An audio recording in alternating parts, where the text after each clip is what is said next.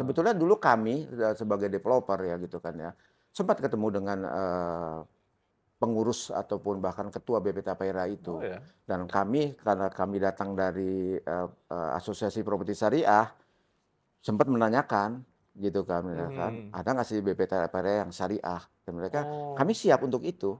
Oh, siap untuk skema syariahnya? Skema syariahnya kami siap gitu. Ketika kita bicara pilihan Mhm.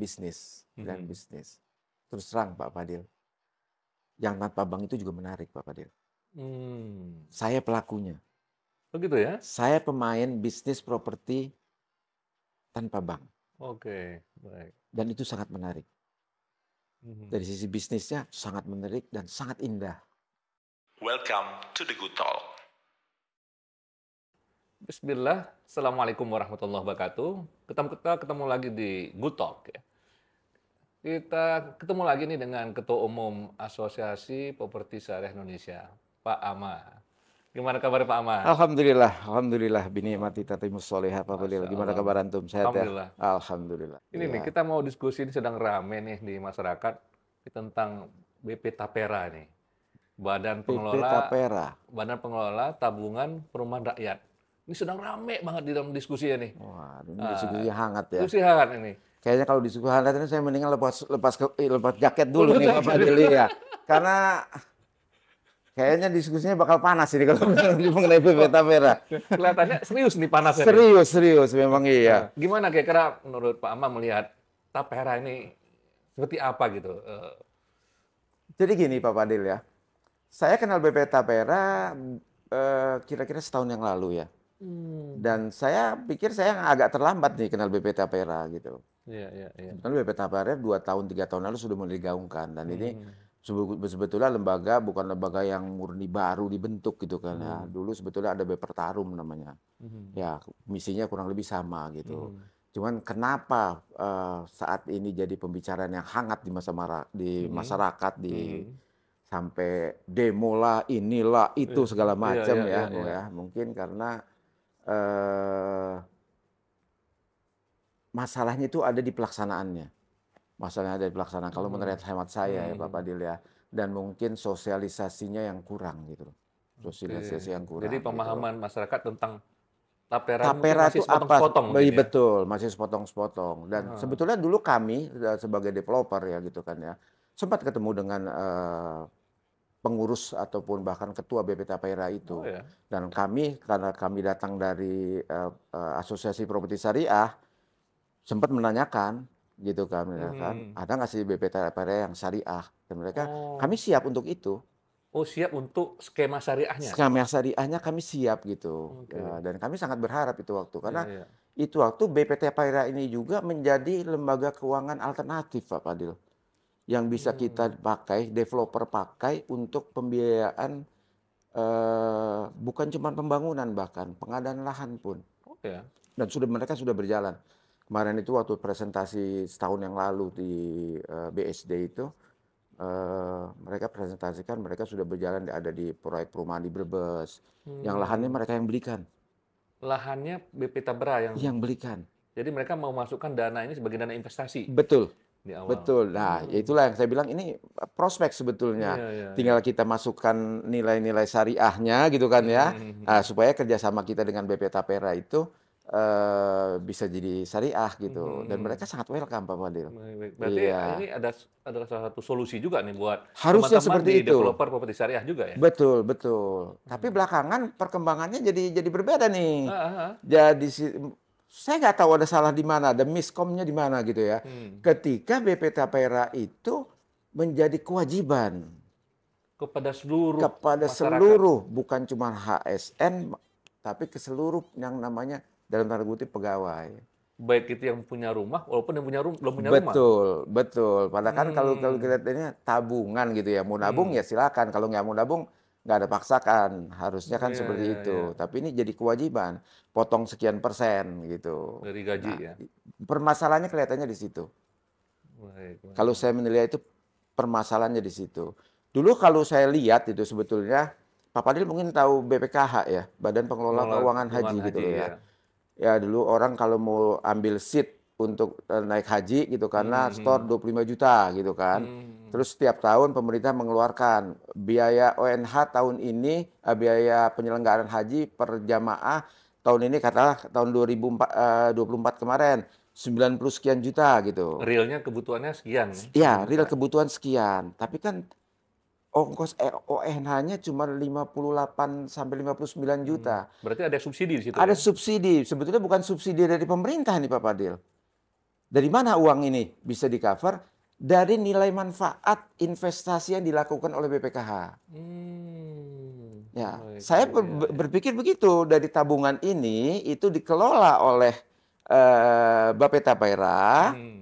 Tentunya dikelolanya yang masih berkaitan dengan properti gitu Ya, ya, kan, ya. dibikin perumahan-perumahan untuk MBR, untuk FLPP, untuk perumahan kelas menengah ke bawah lah gitu kan ya. Yang nanti investasinya itu bisa masuk lagi buat tambahan di... Untuk tambahan kepada orang yang menabung di situ Hmm. gitu.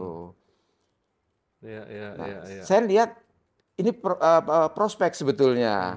Ya, seperti di haji aja kan, orang diuntungkan dong.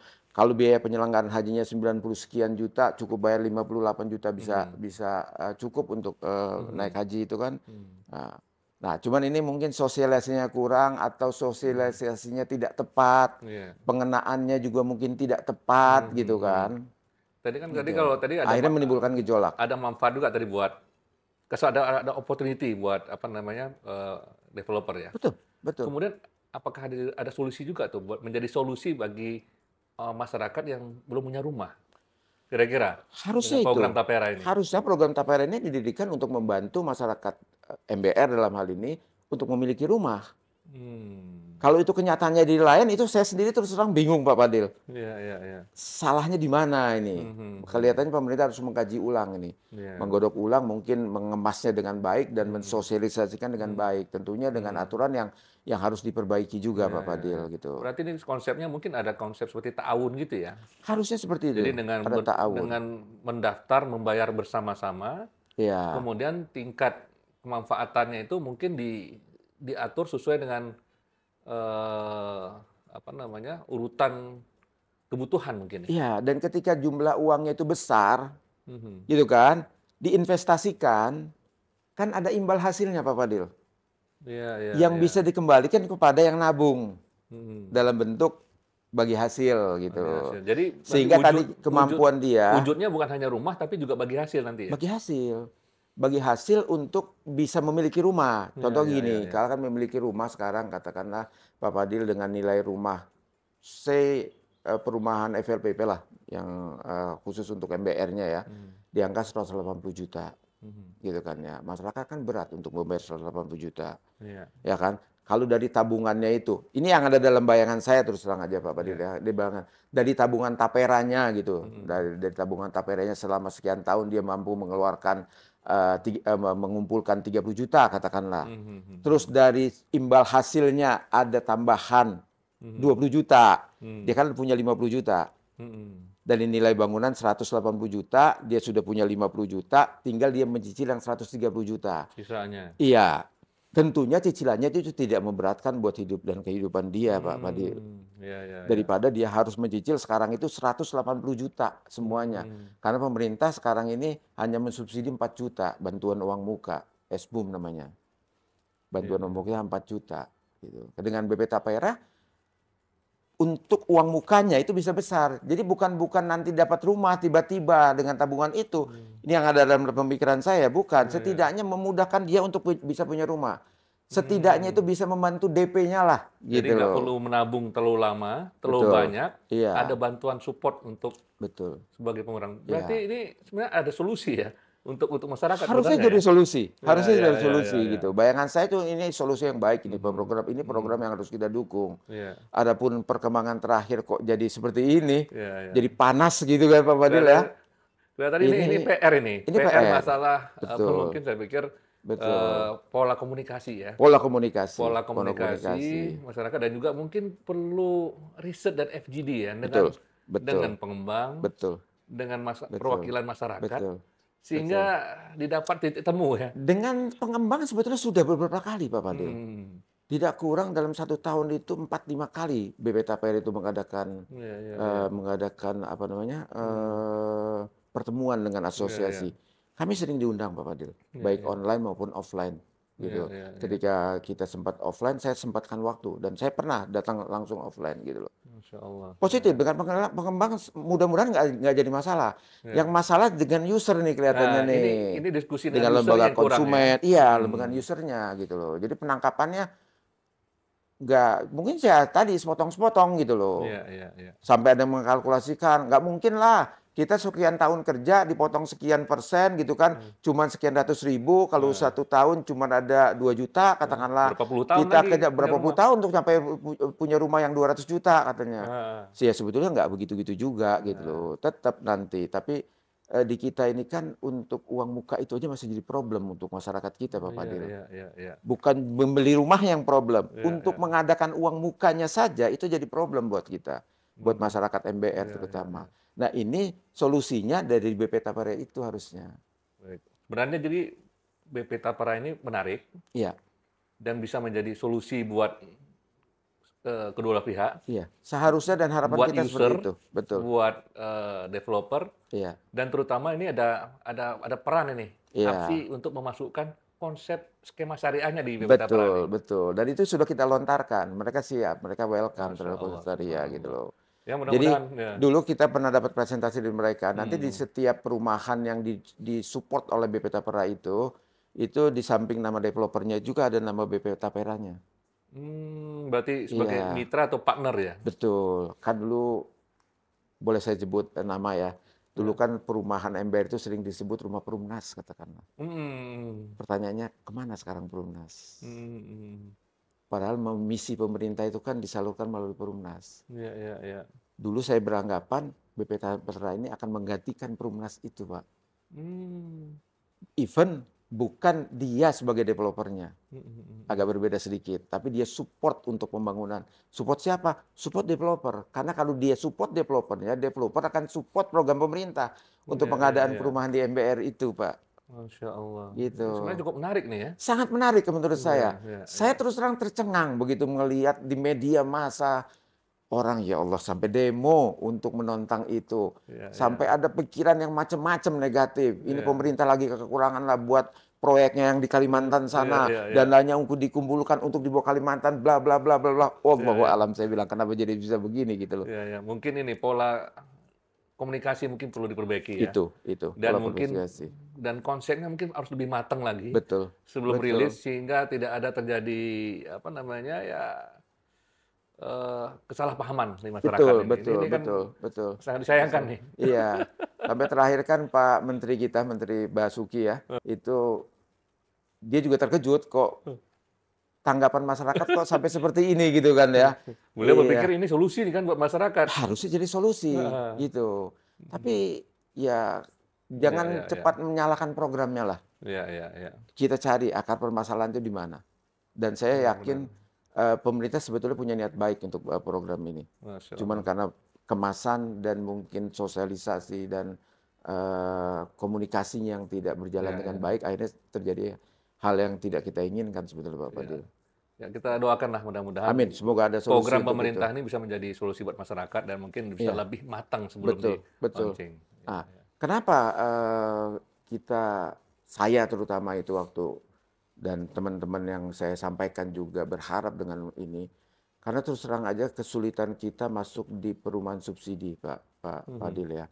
Perumahan subsidi ini perumahan yang sangat ya dari kerucut piramida itulah kan segmen paling bawah ini kan paling besar Pak Fadil, gitu kan. Ya. Tapi segmen ini yang masih belum diminati oleh pemain properti syariah terus terang. Hmm. Kenapa tuh kira-kira tuh? Nah, ini Kenapa dia tuh kira-kira? karena belum menarik, Hmm. regulasinya belum menarik dan sebagainya. Tapi kita Hmm. nggak terlalu mendorong teman-teman. Mhm. Ayo kita coba akar permasalahannya di mana, Mhm. titik simpul-simpul permasalahan kita Mhm. cari. Mhm. Sebagian sudah ketemu kok. Iya iya iya iya. Sebagian sudah ketemu titik simpul-simpul Iya. itu. Dulu nggak bisa disyariahkan, kenapa? Karena katanya bunganya atau marginnya Aha, kita nggak bisa bersaing, aha. gitu. Kalau kita pakai bank komersil, rate-nya di Lebih angka murah. 8 sampai 10. Heeh. Tapi ini rate-nya hanya 5% katakanlah. Tapi Hmm. banknya bank yang tertentu.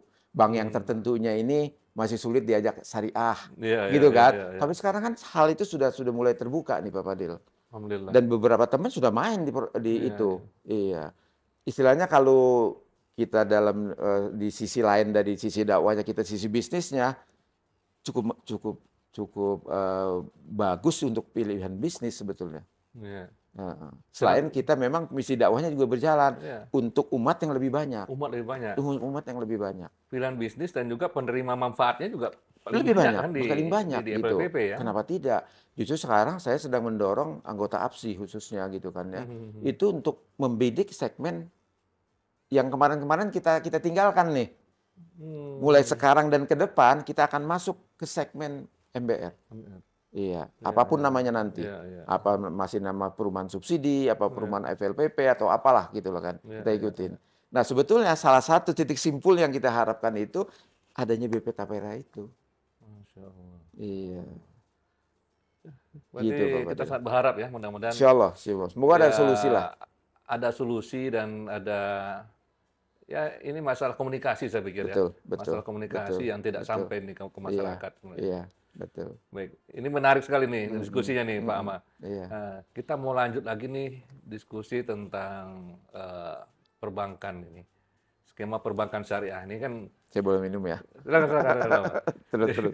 Ini kalau kita Ya, ngomong perbankan kayaknya langsung tambah panas makin haus nih. Kan betul Pak ini kita Fadil. kalau diskusi tentang skema properti syariah ini antara yang syariah itu harusnya nggak pakai bank. Hmm, Kalau mm-mm, pakai bank berarti belum syariah. Nah, iya. ini gimana nih APSI menilai properti syariah pakai bank dan tanpa bank nih gimana sih? Iya, iya, iya. Jadi ketika kita bicara pilihan bisnis, Mhm. terus terang Pak Fadil, yang tanpa bank itu juga menarik Pak Fadil. Hmm. Saya pelakunya, Begitu ya? saya pemain bisnis properti tanpa bank, Oke, baik. dan itu sangat menarik. Mhm. Dari sisi bisnisnya sangat menarik dan sangat indah, gitu Iya, ya Pak. iya, iya. Tetapi saya sempat dinasihati oleh Dewan Properti, Hmm. Pak Ama, kalau antum dengan skala antum gitu kan ya, bisa menjalankan tanpa bank itu bagus. Tapi nggak bisa besar kan. Hmm. Dengan keterbatasan size Karena modal ya? keterbatasan saya ada Permodalan ya? kendala di permodalan. Ya, phone friend modalnya gitu kan. Sebanyak apa, sebesar apa sih teman saya gitu Iya, kan, iya, gitu iya. loh. Tapi kalau kita bisa berkolaborasi dengan lembaga keuangan syariah, kan nanti antum juga bisa lebih besar dan manfaat yang antum berikan kepada umat juga akan lebih besar. Masya Allah. Iya, iya, iya, iya. Nah ini kadang-kadang bedanya pebisnis dengan ustadz. Ya kalau kita kan bikinnya cuannya aja gitu Pak Fadil lah. Enak, tenang, nyaman, Iya, merdeka. iya, Merdeka loh Pak Fadil tanpa iya, bank itu. Gitu kan. Kita nggak diatur oleh regulasi macam-macam gitu loh. iya. Gitu kan. Dan alhamdulillah 8 tahun saya menjalankan, 7 tahun lebih saya menjalankan. 8 tahun lah. Hmm. Itu NPL-nya itu rendah Pak Fadil. Enggak ya? Nggak usah khawatir gitu yang ngemplang apa segala. Nggak ada itu. Kalau ada Hmm. sangat terukur gitu loh. Mhm. Nah, tapi ketika saya berbicara dengan APSI, saya masuk APSI, apalagi saya sekarang sedang mendapat amanah menjadi ketua umum APSI, ya saya Mhm. nggak bisa berpikir lagi begitu. Saya selalu teringat dengan nasihat Ustadz tadi, gitu. Mhm. Saya nggak perlu sebutkan lah Ustadznya gitu ya. Iya, iya. Iya, ada kepentingan besar yang ditunggu umat gitu loh, Mhm. gitu loh. Pertanyaannya, merekanya, gitu kan ya, mau syariah apa enggak gitu kan? Hmm. Iya, itu yang tadi saya katakan Pak Mhm. Fadil. Sebetulnya tak kenal maka ta'aruf gitu harusnya kan. Kalau kita udah nggak kenal, kita nggak Heeh, mau ta'aruf, kita heeh, nggak mau kenalan ya heeh, putus hubungan heeh. kita gitu loh. Tapi begitu kita masuk kenalan sama mereka, Mhm. kita bilang kita mau begini, Mhm. kalau begini kenapa Pak? Mhm. Kalau begini menurut kami, kalau begitu menurut kami belum syariah. Mhm. Oh gitu toh Pak. Mhm. Terus yang syariah gimana? Begini, gini, gini, gini. Oke Pak, kita bawa ya ke manajemen. Kita Mhm. bawa ya ke Mhm. atasan kami. Iya, iya, iya. Mereka terbuka Pak Fadil. Gitu ya? Mereka, Mhm. Kan kalau kita lihat ini kan skema di perbankan syariah ini kan ada beberapa hal yang menjadi highlight ya. Betul, betul, Jadi pertama betul, masalah denda, betul. kemudian yang kedua masalah asuransi di situ Iya, dalam. iya, iya. Kemudian yang ketiga masalah qabd, Ya, masalah qabd, serah terima ya. serah terima. Iya. Jadi kepemilikan Mm-mm. rumah itu Mereka tidak pakai wakalah lah biasanya untuk wakalah, kobernya. ya, Iya, iya, akal-akalan lah ya. iya, iya, iya. Nah, itu yang menjadi Iya, hal yang umum di dalam betul. aplikasi di perbankan syariah. Itu Pak Amal melihat bagaimana dengan perbankan syariah saat ini? Memang tantangannya itu. Dan itu saja. Kebanyakan itu dan Hmm. itu saja Pak Fadil. Jadi dari lembaga bank A ke bank B ke bank C, masalahnya itu aja gitu loh. Apakah sudah ada bank yang benar-benar Ada, syariah saat ini? ada. Sudah ada. Iya. Walaupun kita belum bicara, oh bank ini sudah syariah gitu. Belum Pak Fadil. Kita baru bisa bicara, kita pakai akad A, di bank B sudah bisa kok hilang denda, hilang asuransi, Subhanallah, gitu. alhamdulillah. Sudah bisa Pak Fadil. Ya, kita masih mimpi memang. Akadnya itu bisa berlaku secara nasional lah. Atau bahkan di semua cabang dia di seluruh Indonesia, bahkan semua bank syariah. Belum ke situ. Kelihatannya memang perlu perjuangan dan perlu waktu. Berarti kalau misalnya tadi akad-akadnya yang masih bermasalah dengan akad syari dan itu bisa diperbaiki, berarti perbankan syariah kita sudah halal istilahnya gitu ya? Ya, kita nggak serta-merta bilang perbankan syariahnya. Itu lagi-lagi ya, kita belum bisa merubah keseluruhan. Tapi kita butuhnya apa sih? Dan saya juga dinasihati sama Ustadz, antum tuh butuhnya apa? Sesuai kebutuhan ya? Sesuai kebutuhan aja. Saya butuh akadnya akad murabah Ustadz. Ya udah fokus aja ke akad murabah itu. Kita bikin dia sesuai dengan syariah. Sesuai dengan pemahaman syariahnya kita bahkan, Pak Fadil. Gitu. Dan itu bisa Pak Fadil. Dan akad murabah cenderung cukup aman saat ini ya? Sangat aman. Sangat aman. Karena objeknya sudah ada, jadi tinggal jual beli saja nih. Betul. Jadi objek rumah dari developer dibeli oleh perbankan, perbankan menjual kepada konsumen. Iya. Gitu ya. Nah, teman-teman kan seringkali yang belum bisa menerima konsep perbankan itu, tapi kan akad lainnya belum syariah. Urusan dia, bukan urusan kita. Gitu loh. Ya terus kita berjuang lah. Kita kan nggak sendirian. Kita bermain di properti. Kita butuh akad apa. Mungkin teman-teman lain yang bermain katakanlah pengadaan kendaraan misalnya. Apa yang harus perbaiki, mereka bermain. Artinya gini Pak Fadil. Ini kan masalah fikih. Masalah fikih tentunya ada ruang untuk kita berbeda pendapat. Maka peran ustadz di sini sangat penting, Pak Fadil. Gitu loh. Peran ustadz lah yang bisa mengawal kita untuk sempurnanya akad-akad tersebut. Dan satu hal yang kita dapati dari perbankannya sendiri maupun lembaga keuangan syariah yang non-bank itu, mereka welcome kok untuk perubahan itu. Sangat welcome mereka. Ya, mereka juga mau belajar, Pak. Mereka mau berubah. Mereka juga umat Islam, Pak. Yang sama-sama mau selamat dunia dan akhirat, Pak. Bukan cuma di dunia saja, Pak. Masalahnya belum sampai aja gitu belum ya? Sampai. Nah, itu yang saya tadi bilang. Jangan-jangan kita juga harus introspeksi dakwah kita yang masih belum.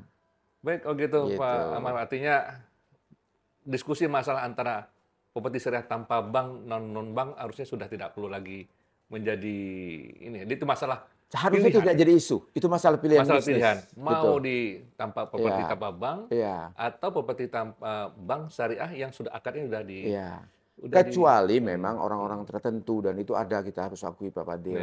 Bahwa mereka punya ideologi bahwa bank itu harus tidak ada. Ya, kita mau ngomong apa gitu loh. Kalau saya, ideologi saya, enggak. Bank itu harus ada.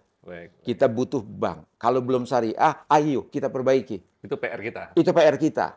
Saya sering mengatakan ini kepada teman-teman yang masih ada di dalam di bank itu sendiri. Antum berjuang di dalam, saya berjuang dari luar. Masya Allah. Kita ingin bank ini menjadi bank kita suatu saat nanti jadi bank yang besar, bank syariah yang besar gitu loh. Tapi memang ada teman-teman yang enggak. Bank itu konsep kapitalis, bank itu begini dan begini. Bank itu harus dihancurkan. Saya berlepas diri kalau sudah begitu, Pak. Saya berlepas diri. Yang jelas itu perbedaan ideologi buat kita. Masya Allah. Iya. Ini diskusi yang cukup hangat sekali nih Pak Betul, Ahmad dan betul. sangat memberikan inspirasi nih. Betul. Jadi tadi kita diskusi tentang BP Tapera, kemudian tentang Iya. diskusi tentang Ini properti masalah-masalah sensi semua nih. sensitif yang ada di Bang masyarakat. Fadil ini luar Ya biasa nih. mudah-mudahan ini bisa Masalah yang sensi. menjadi Amin. Mudah-mudahan. pencerahan ya buat Betul. teman-teman dan masyarakat di Indonesia. Assalamualaikum warahmatullahi wabarakatuh. Waalaikumsalam warahmatullahi Terima kasih wabarakatuh. Pak Ahmad. Sama-sama.